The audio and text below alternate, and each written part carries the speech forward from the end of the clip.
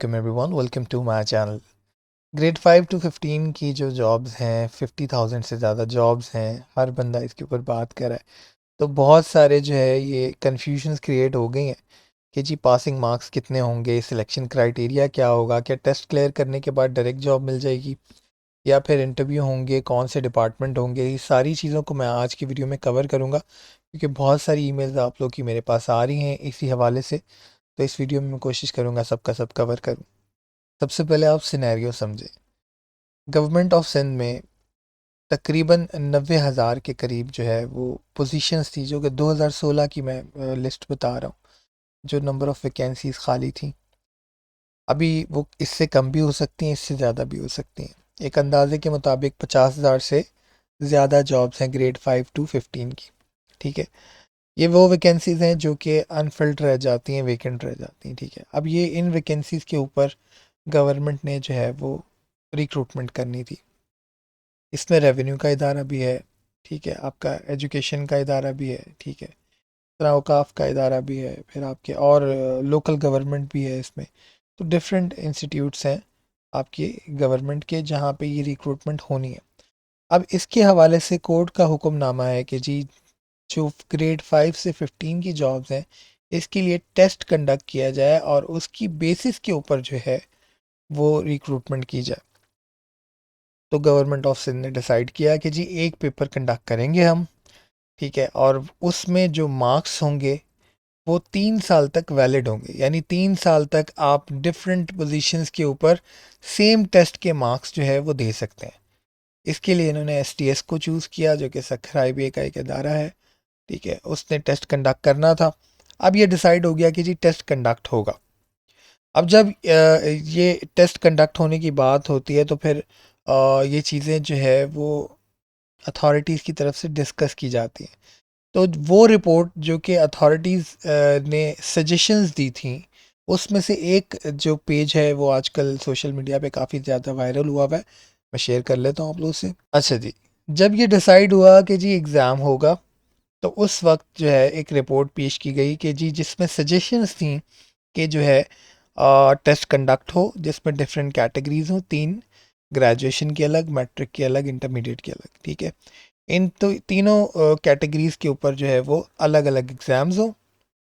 Grade 13 14 15 वाले जो हैं वो ग्रेजुएशन की कैटेगरी में आ जाए, ग्रेड 9 10 11 12 वाले जो है वो इंटरमीडिएट की कैटेगरी में आ जाए, और ग्रेड 5 6 7 8 जो है वो मैट्रिक की कैटेगरी में आ जाए। अच्छा, ये तो होगी उसकी डिवीज़न। उसके बाद डिसाइड हुआ कि जी अब जब आप टेस्ट कंडक्ट कर लोगे तो जो बच्चों का रिज़ल्ट आएगा, उस रिज़ल्ट में हम बच्चों के ग्रेड्स डिफ़ाइन कर दें कि जी ग्रुप ए जो है 70 अबव वाले ग्रुप ए हो गया, बी 65 to 69 वाले हो गए, सी 60 to 64 वाले हो गए, फिर डी 55 to 59 और ई जो है वो 50 to 54। ये जो है वो अथॉरिटीज़ के दरमियान डिस्कस हुआ। ठीक है, ये अभी ऑफिशियल डॉक्यूमेंट नहीं है, ये एक रिपोर्ट है जो कि अभी ज़ेर बहस है। ठीक है, अभी इस प्रोसेस में थी ये। ठीक है, क्योंकि मैं माजी की बात कर रहा हूँ तो ये रिपोर्ट उस टाइम ज़ेर बहस थी, लेकिन फाइनल नहीं हुआ कि जो है वो पासिंग मार्क्स क्या होंगे। फिर इसी में आप देखें तो ये जो है यहाँ पे डिफाइन भी है कि पेपर में जो है वो वेटेज किस तरह से होगा। 40 मार्क्स का इंग्लिश होगा, 20 मार्क्स का मैथमेटिक्स होगा, 40 मार्क्स का आपका जनरल नॉलेज होगा, जिस तरह से एग्ज़ाम हुआ है।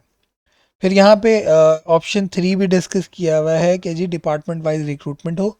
जिस डिपार्टमेंट को टेस्ट जो है वो रिक्रूटमेंट करनी है, वो क्या करे, एसटीएस से एमओयू साइन करे, उससे स्टूडेंट्स की लिस्ट ले और फिर उस हिसाब से इंटरव्यू कंडक्ट कर ले। तो ये एक वो रिपोर्ट थी जो कि वहाँ पे डिस्कस की गई, ठीक है, शेयर की गई। उसके बाद बैरिस्टर जो आपके हैं मुर्तज़ा वहाब साहब, उन्होंने भी एक कॉन्फ्रेंस में कहा कि जी 50 मार्क्स जो हैं जो बच्चा लेगा वो जो है वो उसको जॉब दे दी जाएगी। तो यहाँ पे ये चीज़ें जो है वो उसने एक कन्फ्यूजन क्रिएट कर दी कि भाई ये 50 मार्क्स जो होंगे वो पासिंग होंगे, ठीक है, लेकिन ये कोई ऑफिशियल नोटिफिकेशन नहीं है। मैं बहुत क्लियरली बता रहा हूँ, ये कोई ऑफिशियल नोटिफिकेशन नहीं है। ये एक रिपोर्ट है जो कि अथॉरिटीज़ के दरमियान डिस्कस की गई थी उस वक्त। अब ऑफिशियल क्या है वो भी मैं आपको बता देता हूँ। ऑफिशियल वो होता है जो देखें ऑफिशियली अनाउंस किया जाता है, और अनाउंस क्या किया गया वो मैं आपको बता देता हूँ। अनाउंस किया गया ये एडवर्टाइजमेंट जो कि ऑफिशियल है, ठीक है, जिसके अंदर क्लियरली मेंशन है तमाम चीज़ें कि जी जो आपकी लास्ट डेट है एग्ज़ाम में अप्लाई करने की, सॉरी, फिर ये बताया गया 3 कैटेगरीज होंगी। The cut off percentage shall be 40%, ये ऑफिशियल है अभी तक, ठीक है। अभी तक का ऑफिशियल है 40% मार्क्स, ये मैं क्लियरली कह रहा हूँ, अभी तक का ऑफिशियल है 40% मार्क्स।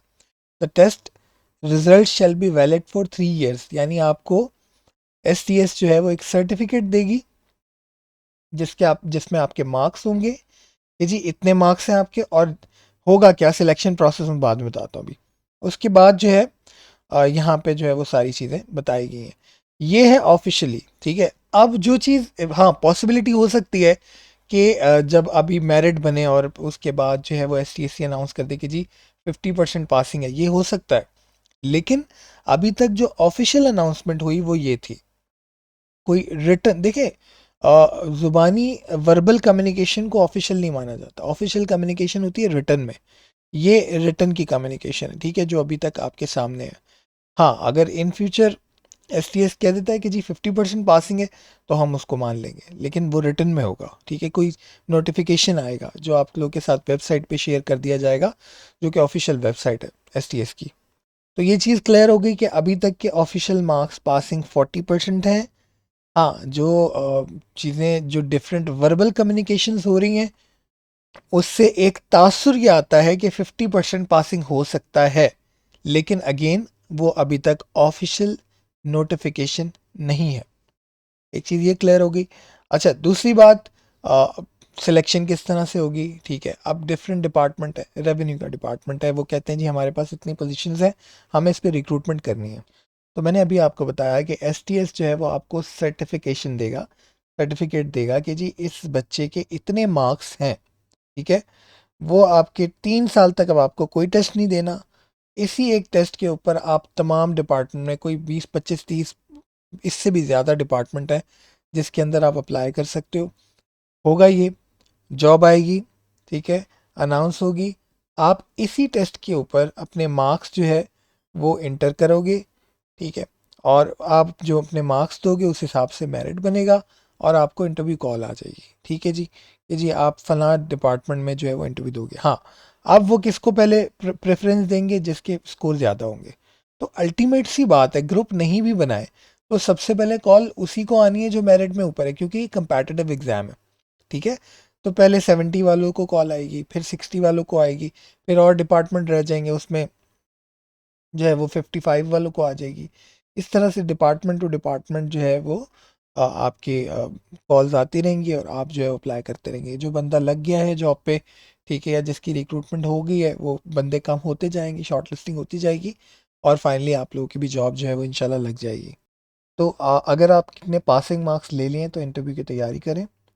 इंटरव्यू के लिए मैं कुछ सजेस्ट करता हूँ, जनरल नॉलेज अपनी बेहतर कर लें, ठीक है। बल्कि मैं इसके लिए अलग से वीडियो बना दूंगा कि आपने जो इंटरव्यू के लिए तैयारी कैसे करनी है।